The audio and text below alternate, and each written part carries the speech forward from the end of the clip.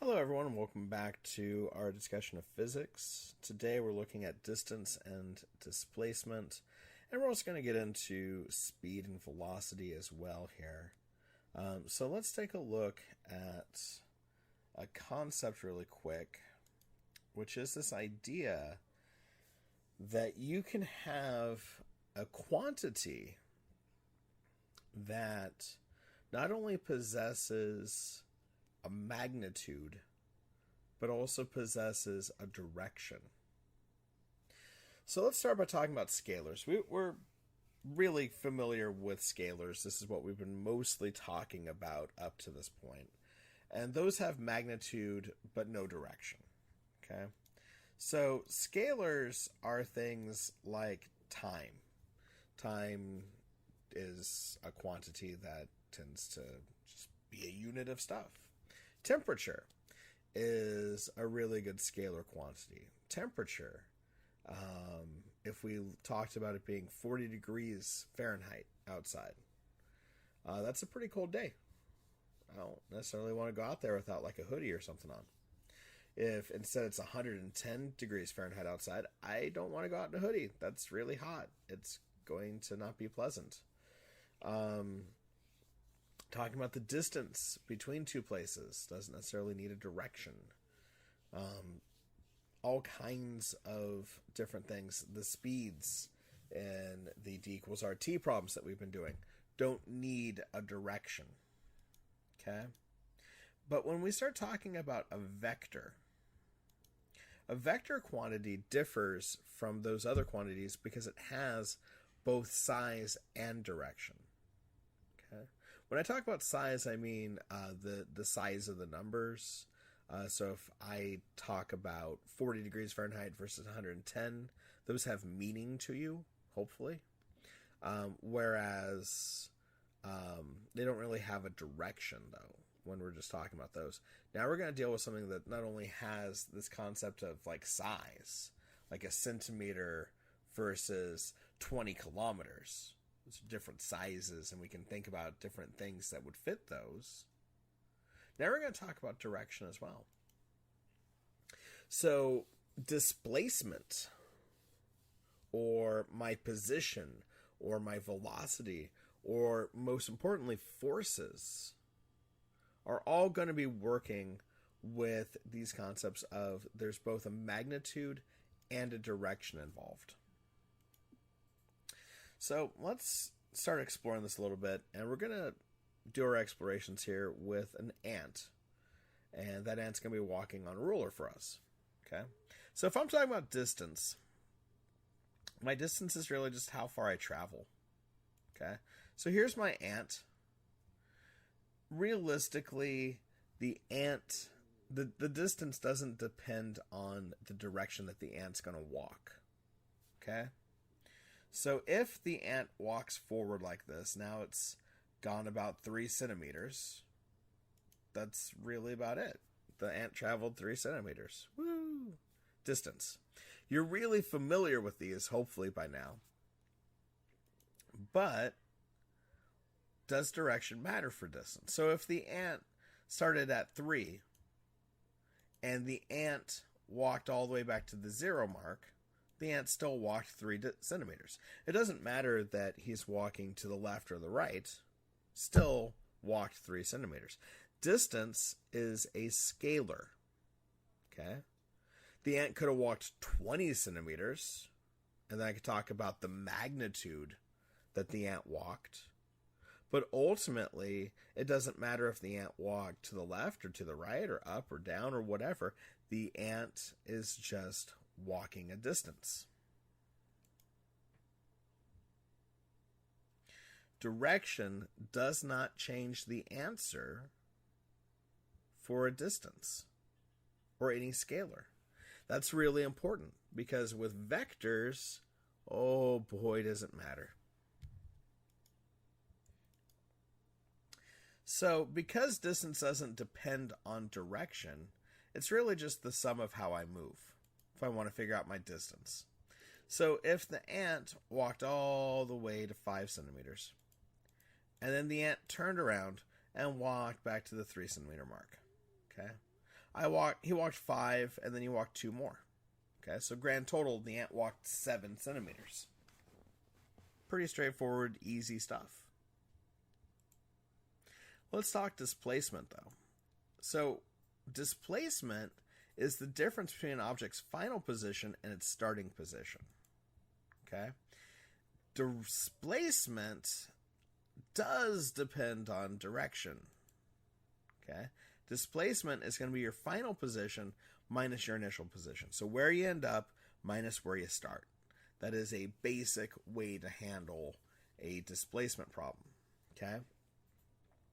So ultimately, you need to find some sort of direction when you're talking about displacement. So a lot of times I will personally use north, south, east, west. Okay? That's because I tend to enjoy doing these with all 4 directions and do it with Pythagorean theorem. That was really the point of Pythagorean theorem, was to get us to be able to work with these where someone's going multiple directions. You could also use positive and negative, as far as like the case of this poor ant who's walking around this imaginary ruler. Sometimes you have to use angles. We're not really going to get there as far as this goes. Later in your career, you might use angles to describe a vector. But for right now, we're mostly just going to be looking at north, south, east, west as for my class.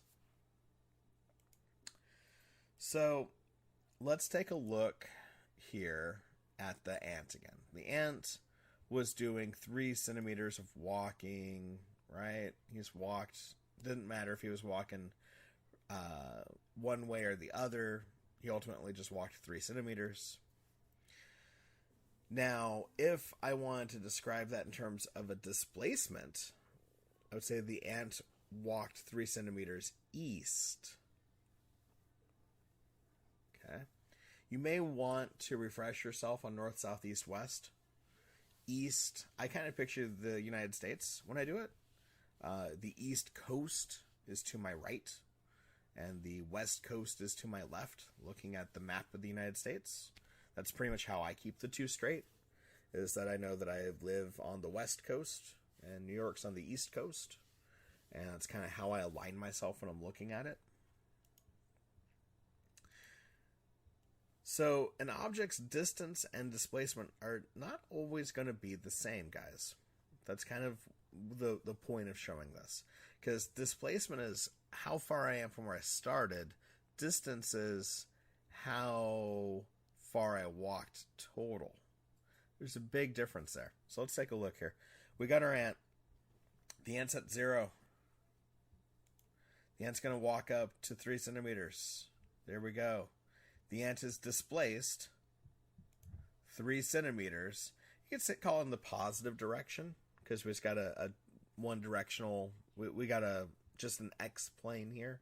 We're not even a plane. We just have an x coordinate graph that we're walking on. So as we're walking this number line ruler, basically we are moving to the positive if we're going to the right, and we're going to the negative if we're going to the left. So this guy walked 3 centimeters positive. You'll say 3 centimeters to the east. Okay? But you want to give some sort of indication of direction.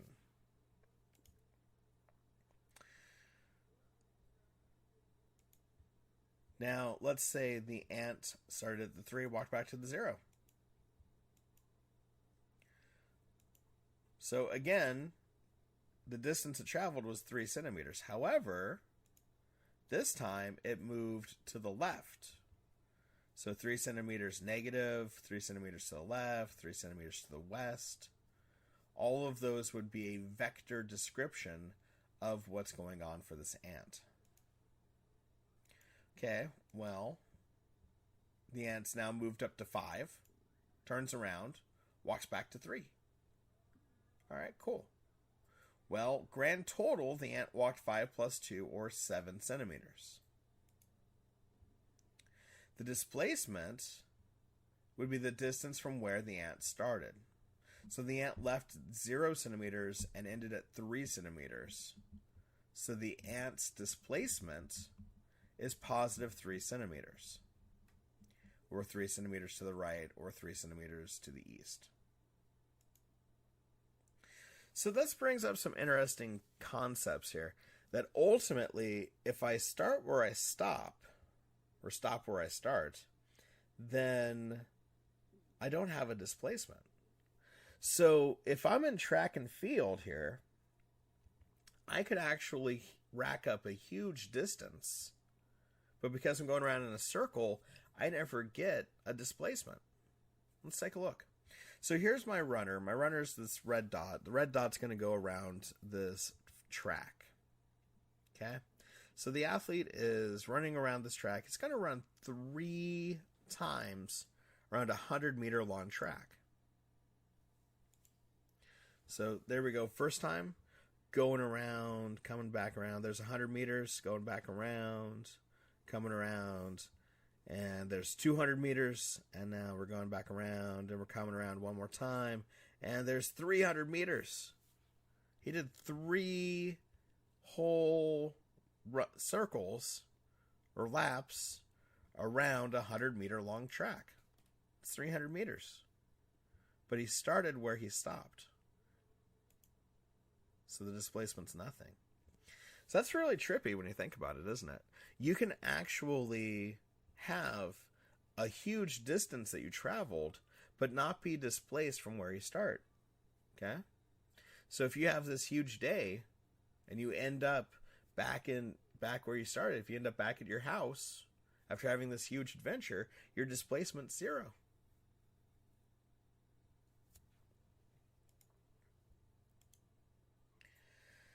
So distance and displacement are also related to speed. And we've been talking about speed a lot. We've been talking about in terms of distance equals rate times time. Okay? So speed is the rate at which an object is moving, or the rate, or r, and distance equals rate times time. So speed would be distance divided by time. And we just took distance equals rate times time.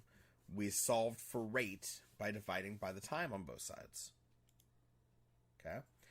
Another way of writing that is S equals D over T. You could also write R equals D over T if you want to keep the R.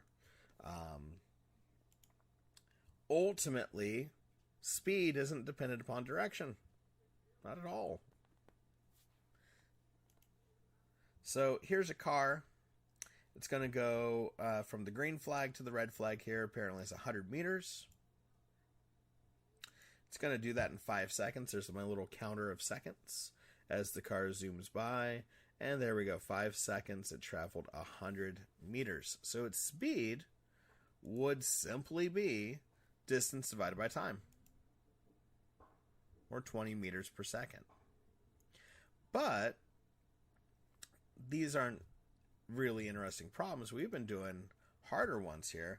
We've got problems where we're doing things like catching up to each other. So we've been dealing with systems of D equals RT. So let's take a look at a system here. Does direction matter necessarily? Now, direction does matter in the fact that Murphy is catching up to Harry in this problem. Okay? So they had to go in the same direction, but as far as the mechanics of D equals RT, it doesn't really matter. So Harry left Chicago in the Blue Beetle and drove east. Murphy left 3 hours later, driving 42 kilometers per hour faster on her Harley in an effort to catch up to him. After 2 hours, Murphy finally caught up. Find Harry's average speed. So here's our situation. We got Chicago. We got the Blue Beetle. Blue Beetle takes off from Chicago. Murphy decides that she's going to catch up, takes off a little bit later, going 42 kilometers per hour faster. Blue Beetle traveled for 5 hours.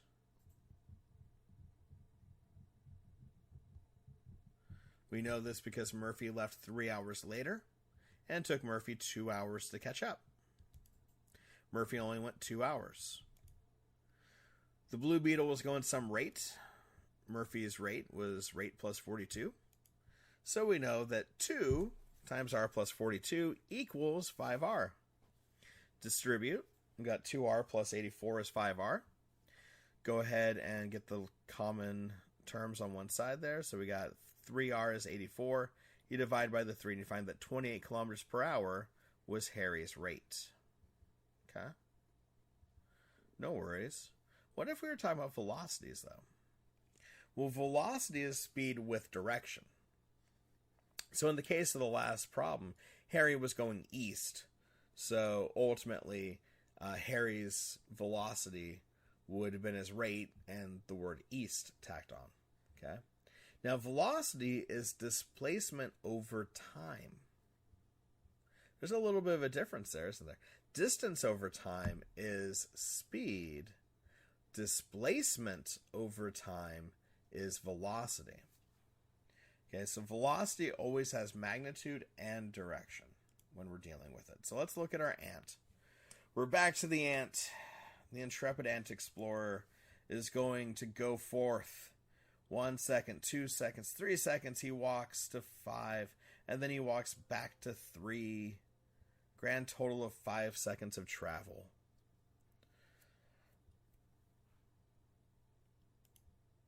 The distance the ant traveled is 7 centimeters. The displacement of the ant's only 3 centimeters. The average speed of the ant would be the distance divided by the time, which in this case is 1.4 centimeters per second. The velocity of the ant, however, is only 3 divided by 5. It gives me a positive 0.6 centimeters per second. And the reason is that velocity uses displacement, while speed is using distance. All right. Let's take a look at another example here. This example is going to use Pythagorean theorem to try to figure it out here. So now instead of moving on a straight line, we've got this situation where Moesha is trying to get from Wilson Hall to Wells Hall. Okay. Ordinarily, Moesha walks 500 meters along the east path there and then goes up 600 meters and stays on the sidewalk. Okay. So how many meters long is Moesha's shortcut? Realistically, I'm asking, how far is Moesha being displaced from Wilson Hall to Wells Hall? Notice that it makes a nice right triangle. Well, triangles, we know we deal with a squared plus b squared equals c squared. I got 500 and 600 for my legs. I'm solving for c squared here. So 250,000 plus 360,000 equals c squared. Aren't we glad that we're in science class and we can use calculators, folks? We're going to square root both sides. We're not going to ask ourselves what the square root of 610,000 is. That's pretty crazy. We're going to square root both sides of the equation here and get that c is 781 meters. 781 meters to the northeast is how Moesha is displaced. Moesha went 781 meters. Ordinarily, she goes 1,100 meters walking along the sidewalk, so she actually went 319 meters faster by taking the shortest route between 2 points. All right, that's pretty much it for today. Ultimately, vectors are something that we're going to be looking at for a while now. The forces are all vectors. Velocity is a vector. Displacement's a vector. We've got a ton of these vectors flying around. So we're going to need to get our heads around this idea that a number can have both magnitude and direction. All right, with that said, have a great night, everybody, and I'll see you in class tomorrow. Bye.